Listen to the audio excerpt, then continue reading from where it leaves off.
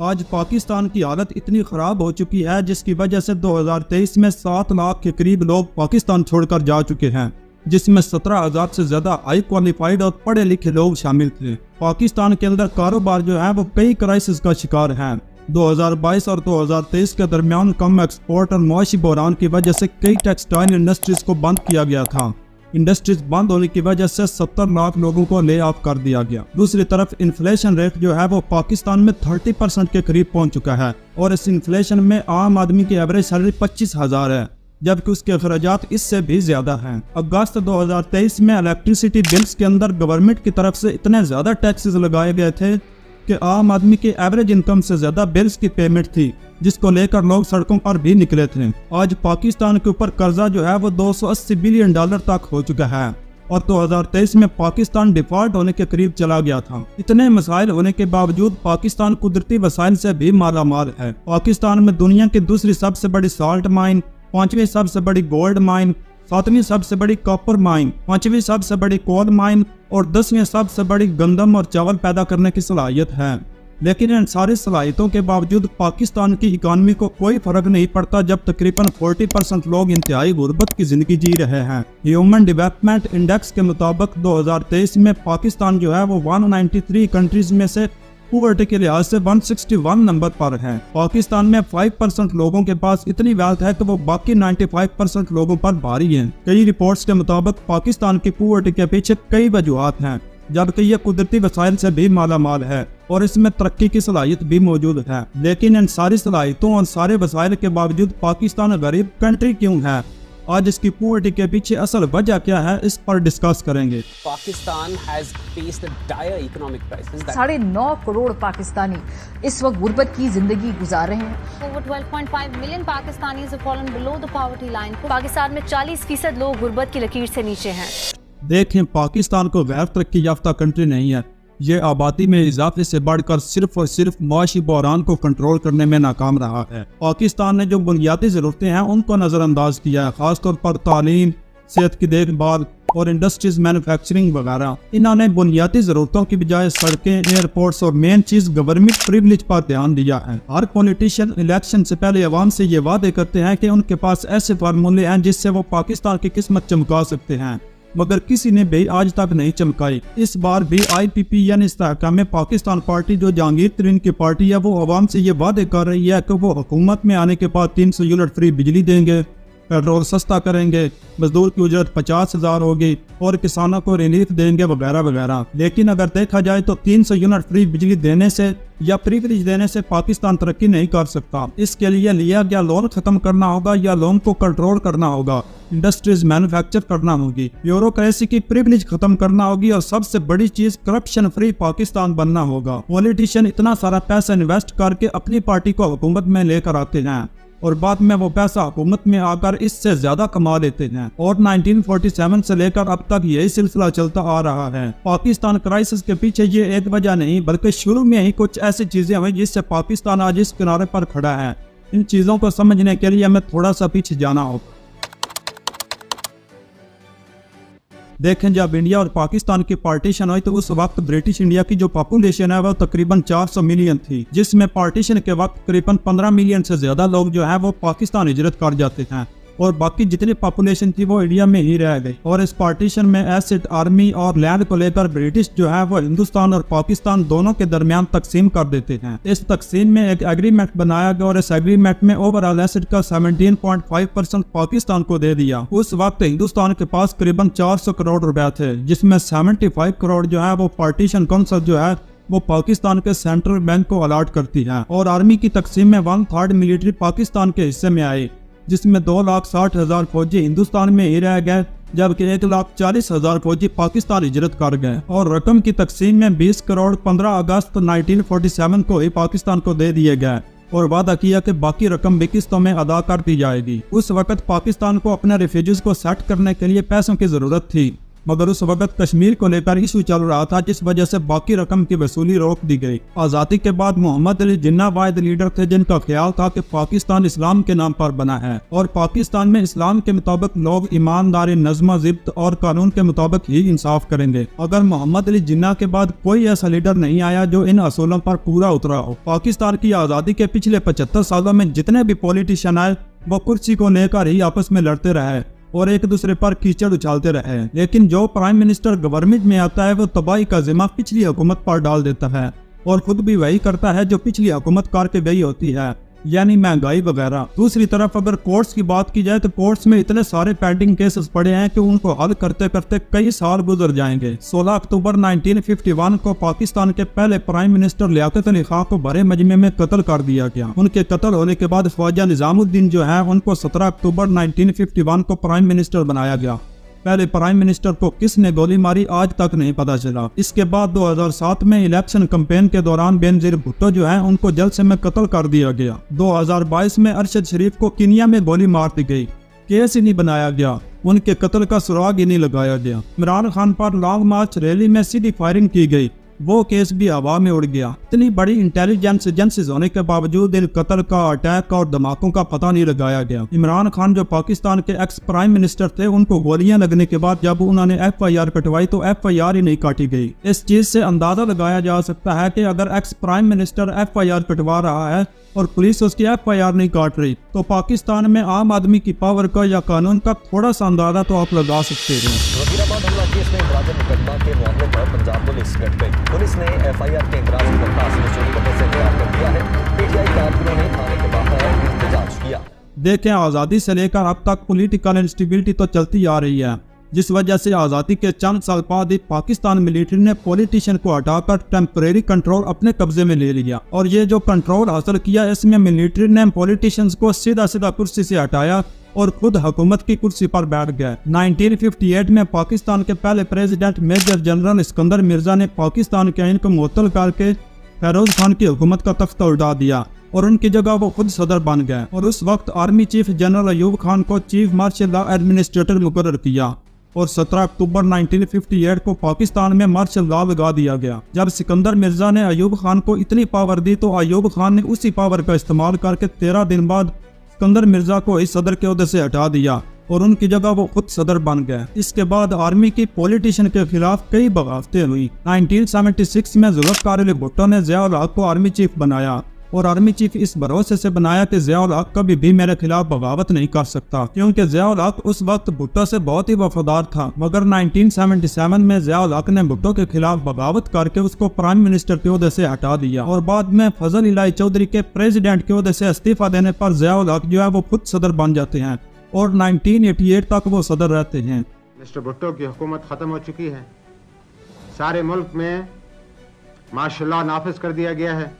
1999 में army chief Parvez Musharraf ने prime minister Nawaz Sharif को जलावतन कर दिया और 2008 तक वो भी पाकिस्तान के सदर रहे। इसके बाद आर्मी चीफ कमर जावेद बाजवा पर भी इमरान खान का टेन्योर खत्म करने के इल्जामात लगे। आप हिस्ट्री उठाकर देख लें, 1947 से लेकर अब तक कोई भी प्राइम मिनिस्टर अपना टेन्योर पूरा नहीं कर सका। किसी के खिलाफ बगावत की गई, किसी को मार दिया गया और किसी को करप्शन के इल्जाम में हटा दिया गया। यानी शुरू से ही पॉलिटिशियन का पाकिस्तान की गवर्नमेंट पर पूरा कंट्रोल नहीं था। देखें, जो भी प्राइम मिनिस्टर आता है वो पाकिस्तान को बेहतर बनाने के लिए लॉन्ग टाइम के बारे में नहीं बल्कि शॉर्ट टाइम में ही उसको बेहतर बनाना चाहता है। इसके लिए वो क्या करता है कि बाकी कंट्रीज से एड की डिमांड करता है, जैसे कि UAE, चाइना और सऊदी अरेबिया वगैरह, या IMF से लोन लेता है ताकि एड या लोन से पाकिस्तान में कुछ काम करवा के यानी सड़कें वगैरह बना के आवाम का इम्पैक्ट हासिल किया जाए और इस चीज से आवाम भी अगले 5 साल के लिए इन्हें ही वोट देती। और पाकिस्तान की पॉवर्टी को देखकर कई कंट्रीज पाकिस्तान को एड और फंड देती हैं और 1947 से ही पाकिस्तान एड रिसीव करने में हैवीली इंडिपेंडेंट रहा है। 1960 से लेकर 2002 तक पाकिस्तान ने $73 बिलियन की ओवरसीज एड हासिल की, जिसमें $30 बिलियन सिर्फ अमेरिका ने एड की सूरत में पाकिस्तान को दिया है और ये एड मिलिट्री एड की सूरत में पाकिस्तान को मिलती थी। 2002 से लेकर 2010 तक US ने पाकिस्तान को $19 बिलियन दिए। पर ईयर का हिसाब भी लगाया जाए तो $2 बिलियन बनते हैं। सिर्फ US अकेला ऐसा मुल्क है जो पाकिस्तान को इतनी ज्यादा एड देता है। देखिए, चाइना पाकिस्तान की इतनी ज्यादा हेल्प करता है اس کی وجہ تو آسانی سے سمجھ میں آتی ہے کہ اسے پاکستان میں بزنس کرنا ہے. جو پیسہ وہ فنڈ کی صورت میں پاکستان کو دیتا ہے، اس سے زیادہ وہ پاکستان سے کما لیتا ہے. سی پیک ان کے لیے سب سے بڑا خزانہ ہے. مگر یو ایس پاکستان کو اتنی زیادہ ایڈ دینے میں کیوں انٹرسٹڈ ہے، اس کو تھوڑا سمجھنا ضروری ہے. امریکہ کا پاکستان کے لیے $10 کروڑ کی اضافی امداد کا اعلان. مجموعی طور پر سیلاب متاثرین کو امداد $20 کروڑ ہو جائے گی. یہ اعلان کیا گیا ہے امریکہ کا پاکستان کے لیے $10 کروڑ کی اضافی امداد کا. دیکھیں، آزادی کے بعد پاکستان جو ہے اس کو اپنے ریفیوجیز کو سیٹ اپ کرنا مشکل تھا. مہاجرین کا مسئلہ، کشمیر ایشو اور اکانومی کو لے کر کئی مسائل تھے. پاکستان اس وقت کئی مسائل میں گھرا ہوا تھا. تو اس وقت 2 سپر پاور کنٹریز تھی، ایک سوویت یونین یعنی رشیا اور دوسری یو ایس اے. تو پرائم منسٹر لیاقت علی خان جو ہے وہ سوویت یونین اور امریکہ دونوں کے ساتھ اس امید پر تعلقات قائم کرنے کی کوشش کرتے ہیں تاکہ پاکستان دونوں سپر پاور کے ساتھ اتحاد سے فائدہ اٹھا سکتا ہے. کیونکہ اس وقت پاکستان کی فائنینشیل کنڈیشن بہت ہی زیادہ خراب تھی اور ابھی آزاد ہوئے کچھ عرصہ ہی ہوا تھا. تو پاکستان کی ملٹری اور فارن سروس آف پاکستان کو لگا کہ سوویت یونین پاکستان کے ملٹری اور اکانومی کو سٹرونگ کرنے میں کس طریقے سے مدد کر سکتا ہے. لیکن سوویت یونین اس وقت ہندوستان کی ہیلپ کر رہا تھا کیونکہ ہندوستان کی حالت بھی اس وقت خراب تھی. سوویت یونین کا ہندوستان کے ساتھ ہونے کے باوجود پاکستان نے سوویت یونین سے ملٹری ایڈ کی درخواست کی، مگر سوویت یونین جو ہے وہ ایڈ دینے سے انکار کر دیتا ہے. اور سوویت نے اس سے پہلے بھارت کے ساتھ اچھے تعلقات بنا لیے تھے اور اس وقت پاکستان اور بھارت کے درمیان کشمیر کو لے کر ایشو چل رہا تھا،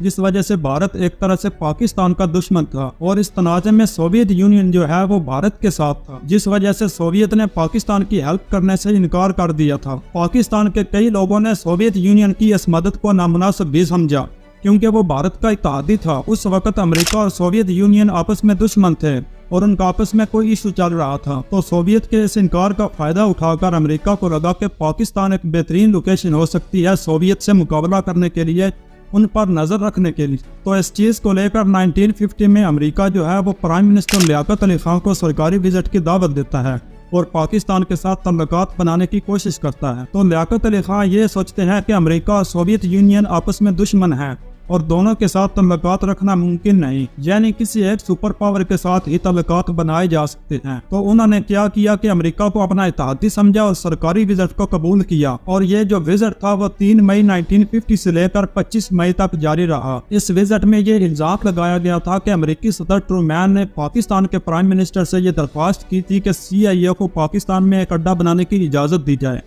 تاکہ وہ سوویت یونین پر نظر رکھ سکیں، ان کی جو چال ہے اس کو سمجھ سکیں. لیکن یہ صرف الزام تھا اور کوئی پروف نہیں تھا اس کے بارے میں. دیکھیں، کوئی بھی کنٹری ہو، چائنا ہو، امریکہ ہو، وہ کسی کنٹری کی مدد تبھی کرتا ہے جب اسے کسی کنٹری سے کوئی فائدہ دکھ رہا ہو. امریکہ جو سپر پاور کنٹری ہے اس کا کسی نہ کسی کنٹری سے کوئی ایشو چلتا رہتا ہے اور اس تنازع میں وہ بڑی چالاکی سے لو اکنامک کنٹریز کا استعمال کرتا ہے. جس کو جو چاہیے ہوتا ہے وہ اسے دے کر اپنا کام نکلواتا ہے. سیم یہی چیز امریکہ وار میں بھی یوز کرتا ہے. دیکھیں، امریکہ 2 طرح کی وار لڑتا ہے. ایک ایسی وار جس میں اس کو لگتا ہے کہ رسک زیادہ ہے، لڑنا مشکل ہے، تو وہ خود وار میں کود جاتا ہے. جس طرح افغانستان میں جب امریکہ القاعدہ کے لیڈر اسامہ بن لادن کو پکڑنے آیا تھا تب اس نے اپنی ملٹری اور اپنی ایجنسیز کو لے کر سیدھا افغانستان پر حملہ کیا تھا. اور سیم یہی چیز اس نے عراق میں بھی کی تھی. لیکن اگر اسے لگتا ہے کہ سیدھا کودنے میں فائدہ نہیں، ملٹری ریڈی کرنا، اس کے اخراجات اٹھانا، اور اگر اس وار میں کوئی مارا گیا تو اسے اپنے سٹیزن کو جواب دینا پڑے گا، اس کے لیے وہ دشمن کے دشمن کو دوست بنا کر وار میں اتارتا ہے اور اس کی ہر طرح کی مدد کرتا ہے، جیسا کہ فنڈنگ دینا، کھانے کے لیے سامان دینا اور ہتھیار وغیرہ سپلائی کرتا ہے. اس میں اس کے لیے رسک ایک دم بہت ہی کم ہو جاتا ہے. یہ ساری کہانی سنانے کا مقصد یہ تھا کہ جب 1979 میں سوویت یونین نے افغانستان پر حملہ کیا تو اس وقت کئی افغانیوں نے پاکستان میں ہجرت کی، کیونکہ افغان مجاہدین جو ہیں وہ سوویت یونین کے خلاف جنگ کر رہے تھے.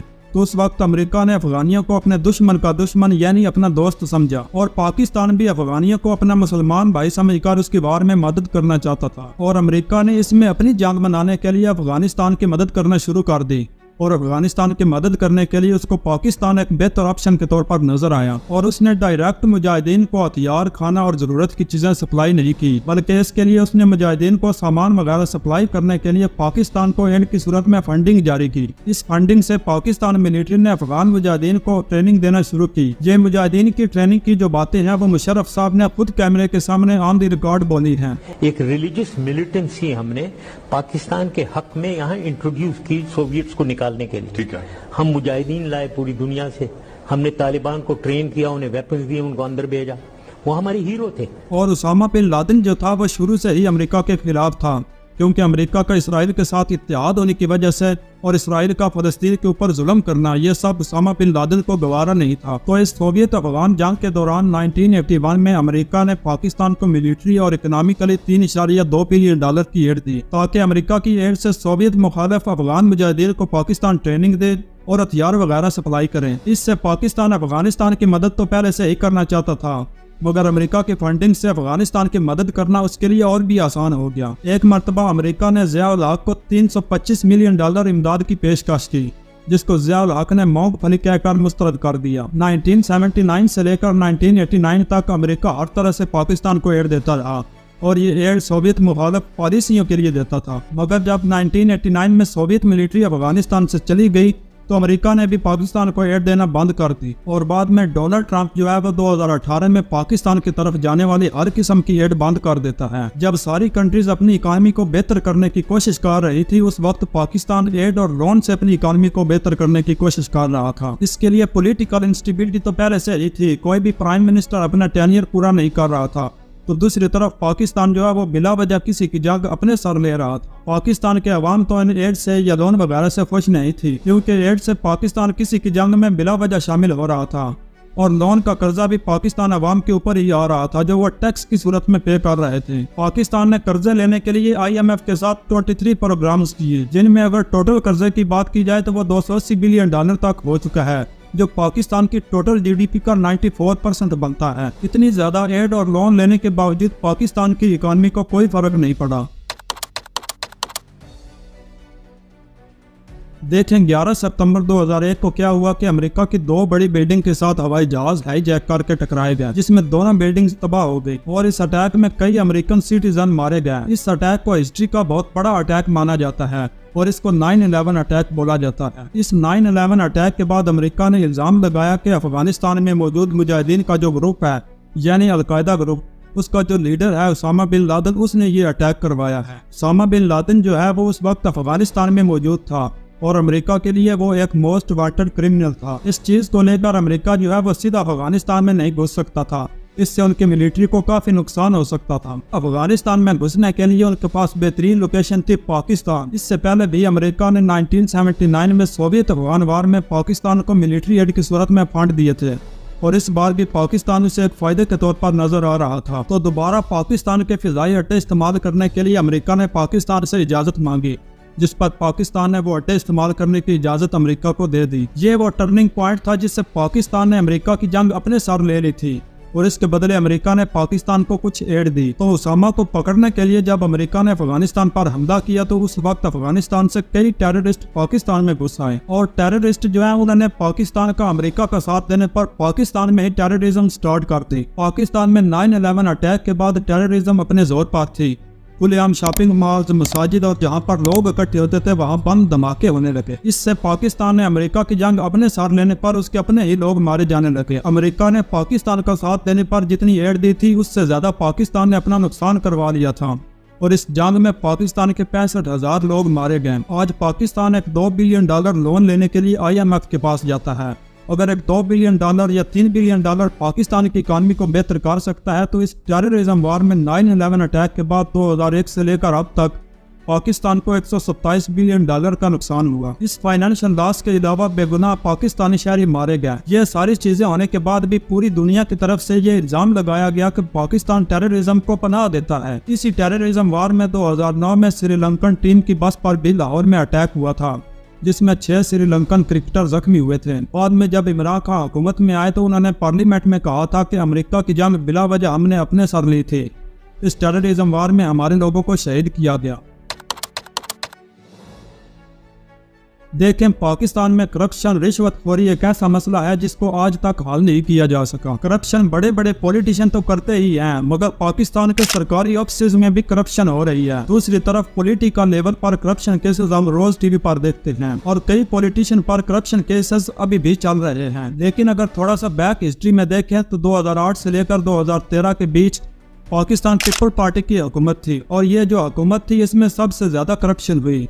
इस हुकूमत के 5 साल में करप्शन, टैक्स चोरी और बैड गवर्नेंस की वजह से पाकिस्तान को $94 बिलियन का नुकसान हुआ। उस वक्त प्राइम मिनिस्टर जो है वो यूसुफ रजा गिलानी थे, जिनको करप्शन की वजह से गवर्नमेंट से भी हटाया गया था। 2017 में करप्शन केसेस की वजह से प्राइम मिनिस्टर नवाज शरीफ को नायल कर दिया गया था, जिसमें उन्होंने अनडिक्लेयर्ड असाद से छुपाए थे। इन्हीं पनामा पेपर के लीक होने में पाकिस्तान आर्मी के retired lieutenant general Shafat Shah की भी लंदन में 5,000 करोड़ की प्रॉपर्टी सामने आई। जनरल बाजवा जो 2016 से लेकर 2022 तक पाकिस्तान के आर्मी चीफ रहे, उनके रिटायर होने के बाद सहाफ़ी अहमद नूरानी ने उनके एसेट वैल्यू की रिपोर्ट जाहिर की, जिसमें जनरल बाजवा के 6 साल टेन्योर में एसेट वैल्यू 1270 करोड़ तक पहुंच गई। 2022 में इमरान खान पर भी करप्शन करने की डेलीगेशंस लगाई गई, जिसमें इल्जाम लगाया गया था कि उनको तोहफे में एक घड़ी मिली थी, जिसको उन्होंने गैर कानूनी बेच दिया। अगर सारी करप्शन को देखें तो हर रोज हम टीवी पर करप्शन की न्यूज सुनते हैं, लेकिन ये न्यूज 1-2 करप्शन स्कैंडल सामने आने पर ही देखने को मिलती हैं, मगर इसके पीछे करप्शन का एक बहुत बड़ा जाल है।